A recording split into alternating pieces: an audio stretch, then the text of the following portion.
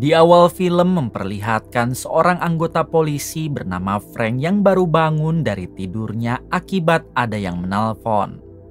Ketika diangkat, ternyata yang menghubungi itu atasannya Frank dan meminta Frank untuk merapat ke TKP karena baru saja ditemukan jasad seorang wanita. Alhasil dengan cepat Frank segera pergi ke TKP.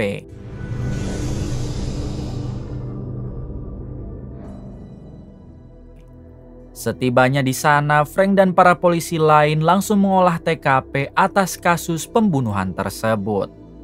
Si ketua polisi menugaskan Frank untuk mencari pelaku dan menangkapnya secara hidup-hidup. Si ketua juga memberi Frank alamat yang diduga si pelaku karena dia sudah lama menjadi target operasi polisi.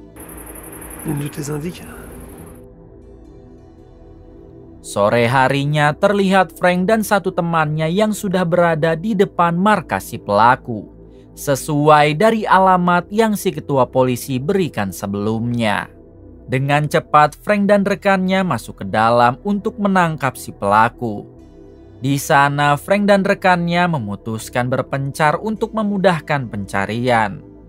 Tak lama rekan Frank berhasil menemukan si pelaku, namun sayang ia langsung ditembak oleh si pelaku. Mendengar suara tembakan, Frank langsung pergi ke arah sana, lalu terjadilah aksi kejar-kejaran dan tembak-tembakan dengan si pelaku.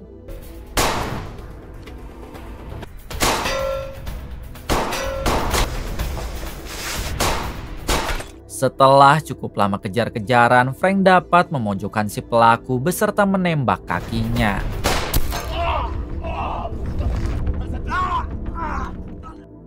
Tak lama datanglah para polisi rekan Frank yang langsung mengamankan si pelaku. Namun bukannya menyerah, si pelaku malah terus berbicara tidak sopan kepada Frank. Bahkan si pelaku mengatakan kalau hukum di negara ini sudah bobrok. Jadi bisa dipastikan dia akan bebas dengan sangat mudah. Si pelaku juga mengancam akan membantai keluarga Frank setelah dirinya bebas nanti. Alhasil Frank menjadi murka lalu nekat menghabisi si pelaku.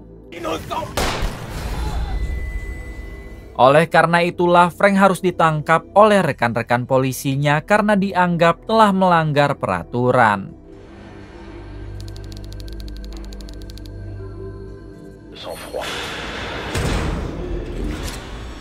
Ça dépend surtout qui on tue. 5 tahun kemudian terlihat Frank yang baru dibebaskan dari penjara setelah menghabisi si pelaku waktu itu. Kemudian Frank segera pulang ke rumah walaupun tidak ada sahabat atau keluarga yang menjemput. Meski dirinya sudah tidak lagi menjadi seorang polisi, akan tetapi Frank berjanji kepada dirinya sendiri untuk tetap membantu setiap orang yang membutuhkan bantuan dan tidak mendapat keadilan. Hari-hari berikutnya terlihat Frank yang mulai melakukan aksinya dengan membantu masyarakat yang mendapat masalah serius.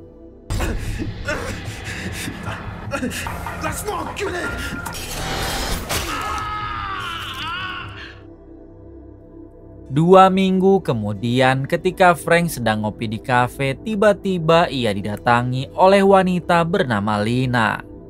Di sini Lina meminta bantuan Frank untuk mencarikan adiknya yang sudah beberapa hari tidak pulang. Lina takut si adik diapa-apakan oleh pacarnya karena setahu Lina pacar adiknya adalah seorang mafia.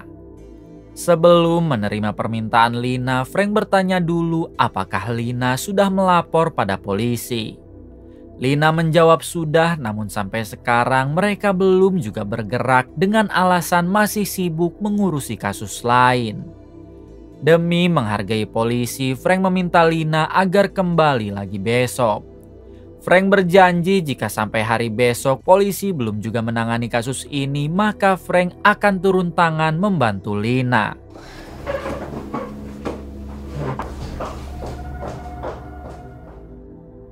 Malam harinya terlihat Frank yang sedang menonton berita di TV. Dalam berita tersebut banyak sekali kasus pembunuhan yang marak terjadi belakangan ini. Alhasil Frank jadi teringat dengan adik Lina dan ia takut kalau adik Lina bernasib sama seperti apa yang ada di berita. Malam itu juga Frank segera menghubungi Lina lalu memintanya bertemu. Ouais, Paolo. Allô?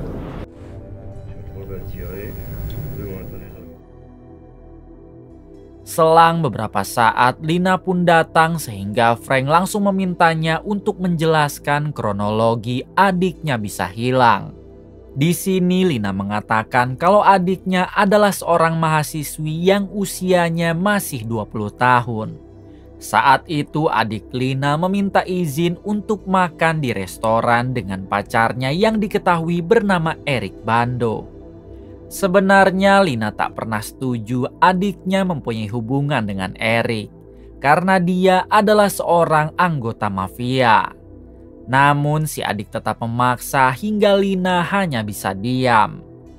Itulah terakhir kali Lina melihat adiknya karena setelah pergi makan di restoran adik Lina tak pernah kembali. Mendengar hal tersebut, Frank meminta Lina agar bersabar. Karena besok pagi ia akan mulai mencari adik Lina. Des fréquentations plus ou moins régulières. En fait, ma petite sœur Patricia a disparu. Keesokan harinya terlihat Frank yang mendatangi restoran tempat terakhir kali adik Lina makan. Belum juga masuk ke dalam, Frank melihat ada Erik dengan dua orang temannya yang baru keluar dari sana lalu masuk ke dalam mobil. Alhasil Frank memutuskan untuk membuntuti mobil Erik.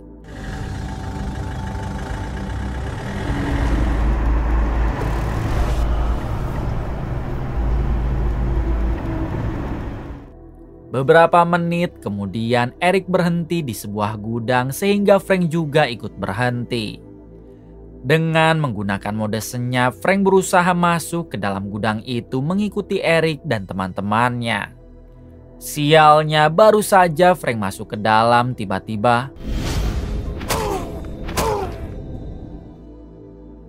saat tersadar Frank sudah dalam kondisi tangan terikat dan di hadapannya ada Erik beserta satu temannya.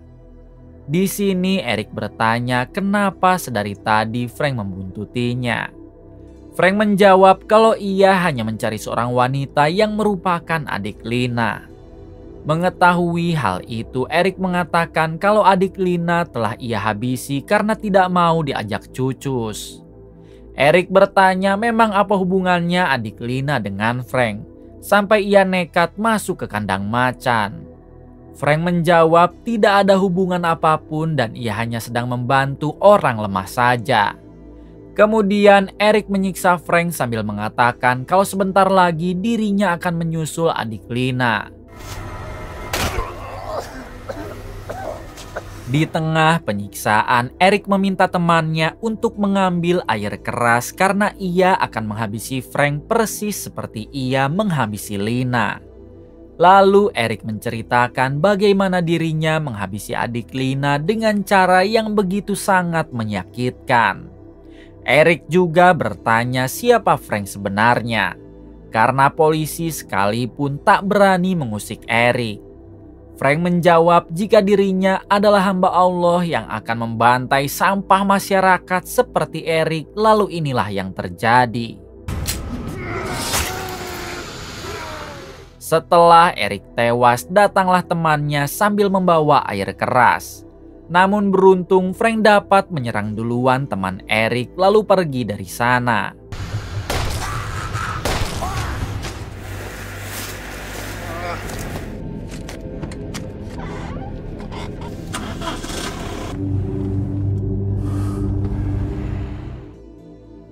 Ketika Frank sudah pergi, ternyata teman Erik masih selamat karena tadi hanya tertembak kakinya saja. Dengan cepat si teman menghubungi kakak Erik yang bernama Ante Bando, ini orangnya. Lalu memberitahu kalau Erik baru saja dihabisi seseorang. Mendengar hal tersebut, jelas Ante menjadi murka dan ia bersumpah akan mencari orang yang berani menghabisi Erik, adiknya. Terungkap fakta kalau Ante ini adalah bos mafia terbesar di kota itu. Hampir semua orang takut kepadanya, dari mulai polisi beserta jajaran lainnya. Namun karena Frank sudah lama mendekam di penjara, jadi ia tidak mengetahui atau mengenal Ante. Keesokan harinya terlihat Ante dan beberapa anak buahnya yang sedang menguburkan jasad Erik sang adik. Sampai sekarang Ante masih belum bisa menerima jika Erik telah pergi untuk selamanya. Bahkan Ante sampai menghabisi teman Erik yang kemarin karena dianggap tidak becus melindungi Erik, adiknya.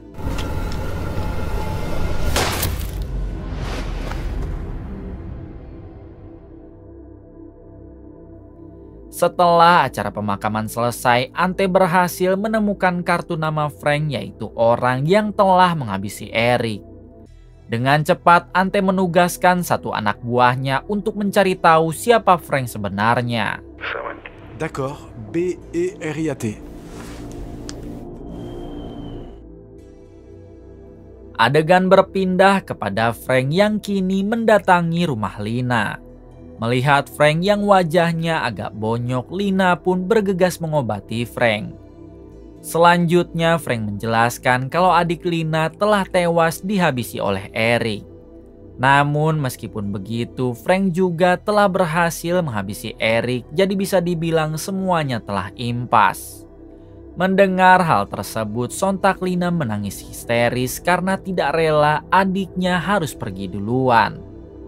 Kemudian Lina mengatakan kalau sekarang Frank harus berhati-hati sebab Erik adalah adik dari bos mafia terbesar, yaitu Ante Bando. Cepat atau lambat, Ante pasti akan mencari Frank untuk membalas kematian Erik, adiknya.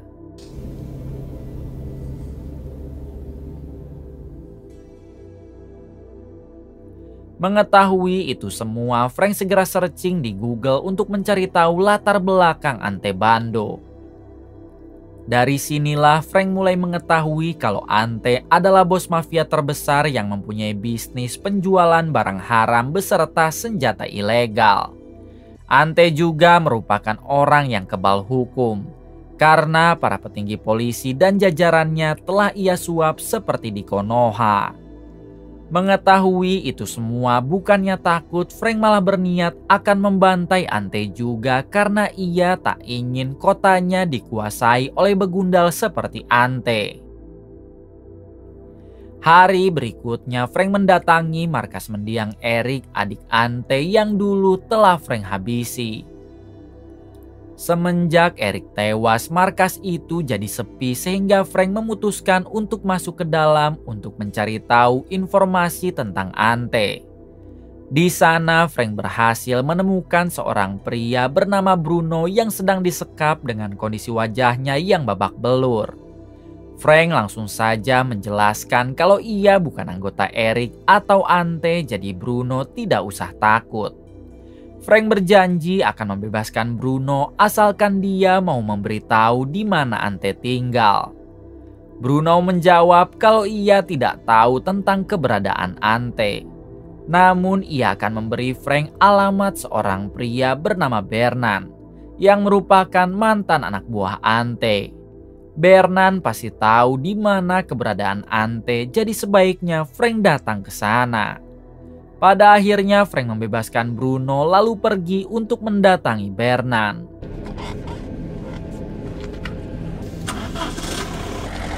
Merci Bruno. Setibanya di tempat Bernan, Frank langsung bertanya di manakah ia bisa menemukan Ante. Bernan menjawab memang siapakah Frank sampai berani-beraninya mencari Ante. Frank mengatakan kalau Bernan tidak perlu tahu siapa dirinya. Yang jelas ia akan membantai Ante dan semua pasukannya. Bernan menjelaskan kalau Ante adalah bos mafia yang sangat kejam dan jago bela diri. Bahkan kaki Bernan juga sampai tidak bisa digunakan karena Ante memutus urat sarafnya. Hal itu dikarenakan Bernard mengundurkan diri sebagai anak buah Ante. Jadi sebaiknya jika Frank ingin melawan Ante, ia harus menyiapkan dulu persenjataan atau tim yang akan membantu, karena kalau sendiri itu akan percuma. Bernard berjanji akan memberitahu di mana Ante tinggal setelah Frank benar-benar memiliki persiapan yang matang. Bando pendant presque 2 ans, il y a 4-5 ans de ça. Pas tout faire péter. Et il fera pas dans le détail. Plus d'une fois j'ai eu envie d'aller les fumer. Di sisi lain memperlihatkan Ante yang sedang mengobrol dengan satu anak buahnya yang dulu diperintah untuk mencari identitas tentang Frank. Di sini si anak buah memberitahu kalau Frank adalah mantan polisi yang baru keluar dari penjara setelah dihukum selama 5 tahun. Si anak buah juga menjelaskan kalau Frank adalah satu-satunya polisi yang mempunyai skill di atas rata-rata. Dia sangat mahir dalam tarung jarak dekat ataupun jarak jauh menggunakan senjata. Si anak buah menyarankan agar sebaiknya Ante tidak usah memburunya, karena Frank begitu sangat berbahaya. Namun Ante tidak peduli karena ia akan tetap memburu Frank sebagai balas dendam atas kematian Eric adiknya. Écoute-moi bien. Ça vaut que dalle et tu le sais. J'ai compris. Tu m'as bien compris, l'avocat. Kembali pada Frank yang kini dihubungi oleh Bernard.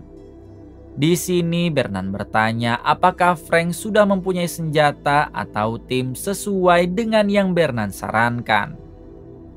Frank menjawab belum karena ia masih mencari tim dan senjata yang mumpuni. Bernard yang juga memiliki dendam kepada Ante, akhirnya ia mengutus putranya untuk membantu Frank. Ouais, allô? Ouais, c'est Frank Berrier. C'est des vrais barges, ce mec-là. Selang beberapa saat, putra Bernard yang diketahui bernama Ludovic menghubungi Frank. Lalu ia mengatakan kalau ia diutus oleh ayahnya untuk membantu. Akhirnya mereka janjian bertemu di suatu tempat untuk mencari persenjataan.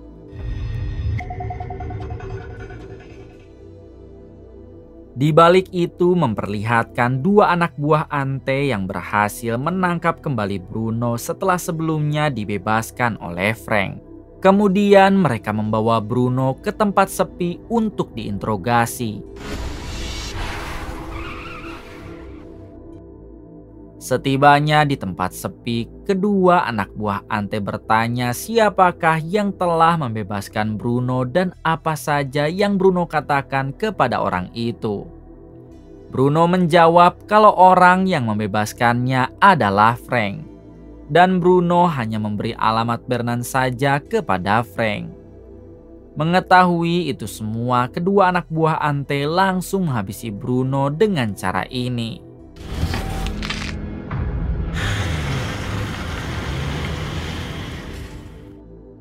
Selanjutnya mereka menghubungi Ante untuk memberitahu informasi barusan. Ante yang menyadari kalau Bernard pasti akan membocorkan alamatnya kepada Frank. Ia pun menugaskan kedua anak buahnya itu untuk sekalian menghabisi Bernard. Va chercher le jerrycan dans la bagnole. Tak butuh waktu lama, kedua anak buah Ante dapat menghabisi Bernard beserta dengan istrinya.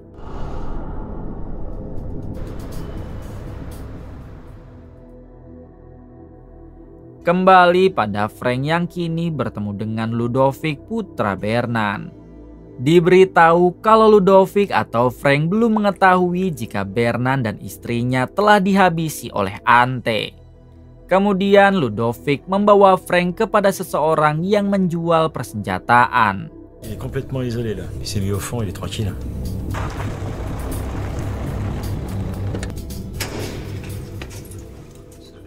Di sana Frank dan Ludovic langsung membeli beberapa senjata beserta rompi anti peluru. Rencananya Ludovic akan ikut membantu Frank menyerang Ante, karena ia juga sangat tidak menyukai Ante.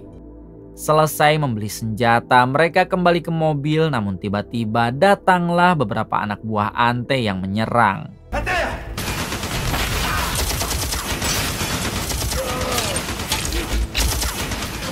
Untungnya Frank berhasil melempar granat lalu kembali masuk ke dalam markas si penjual senjata. Di sana Frank dan Ludovic segera mempersiapkan persenjataan karena para anak buah Ante pasti mengejar. Terlihat si penjual senjata juga yang harus ikut berperang karena para anak buah Ante telah menyerang markasnya. Tak lama datanglah beberapa anak buah Ante hingga terjadi aksi tembak-tembakan.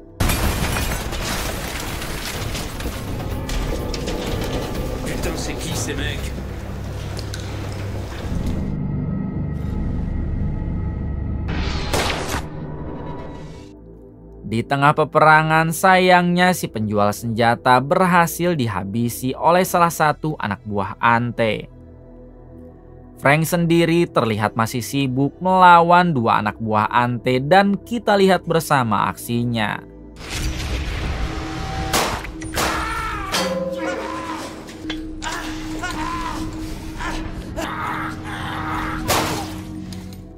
Di waktu yang sama, Ante sengaja mengirimkan foto Bernan dan istrinya kepada Ludovic yang telah ia habisi. Melihat ayah dan ibunya sudah tewas, jelas membuat Ludovic murka lalu menghabisi satu persatu anak buah Ante yang ada di sana.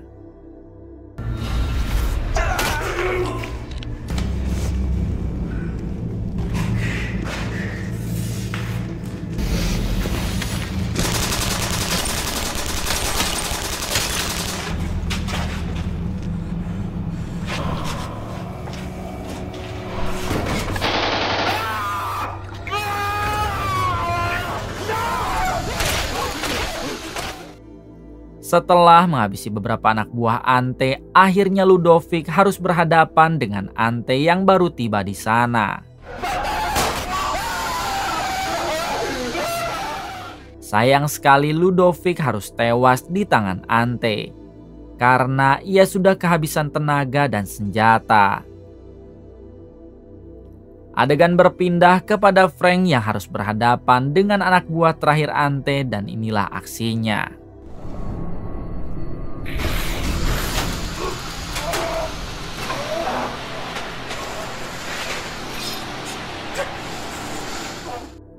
Dengan cukup mudah Frank dapat menghabisi orang tersebut, lalu sekarang ia harus berhadapan dengan Ante. Mau Frank ataupun Ante yang sama-sama memiliki dendam masing-masing, mereka pun langsung berduel dan inilah yang terjadi.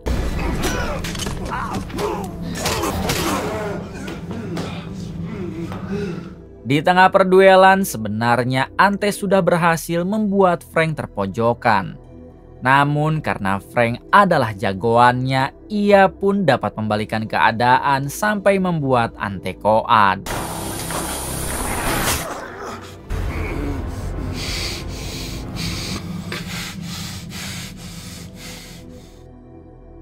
Beberapa jam kemudian adegan berpindah kepada Lina yang sedang rebahan sambil menonton TV.